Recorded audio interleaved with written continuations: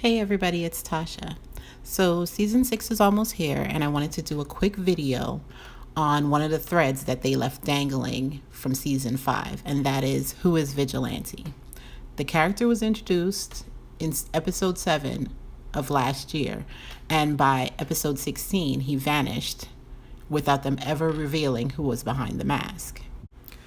Based on the comics, Vigilante is supposed to be Adrian Chase, but this is Arrow, and they live to shock the audience with their remixes. So Adrian Chase, the lawyer, has already been used for the character Prometheus, and now they have to come up with a whole new character and backstory to fill the role. Some producers have come out and said that they prefer to make these new characters people that we've already seen, and that the Vigilante will most likely be connected to a member of the team. So I have a couple of possible ideas for who could be behind the mask. The first person is Vincent Sobel, who was introduced to us when they first introduced the new Black Canary, Dinah Drake. Vincent was her partner on the police force and in life. Now, I know he's supposed to be dead, killed by Sonus right as the particle accelerator exploded, but this is Arrow, and honestly, unless I see a body, I just don't believe it. Sometimes even then, they bring people back to life all the time.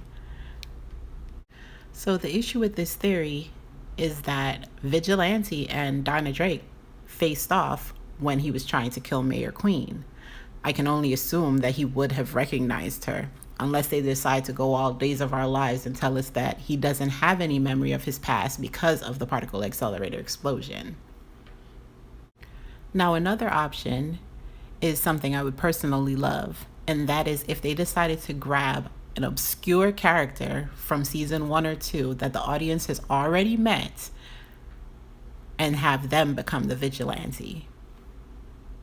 I say this because what I enjoyed most about Adrian Chase was that he was a tie-in to season 1. He was a consequence of Oliver's actions as the Hood in season 1. So it would be great if the same thing applied to Vigilante. If he was maybe one of the criminals that Oliver captured, who's now reformed and fighting for justice, but in the most harsh way possible. So this idea had me thinking back to earlier seasons, and I got stuck on season 1, episode 6, that featured the Reston family as the Royal Flush Gang. Now bear with me while I put on my tin hat, but I just thought, how interesting would it be if the youngest son, Teddy Reston, became Vigilante? We already know that this show doesn't follow the comic books to the T, and they remix things all the time. So I think him as Vigilante would be interesting because he's a character who lost everything. His losses started when his father lost his job at the Queen factory, and because of that, they lost their home, and that's what led them to stealing in the first place. They didn't start out as criminals. They were an average family.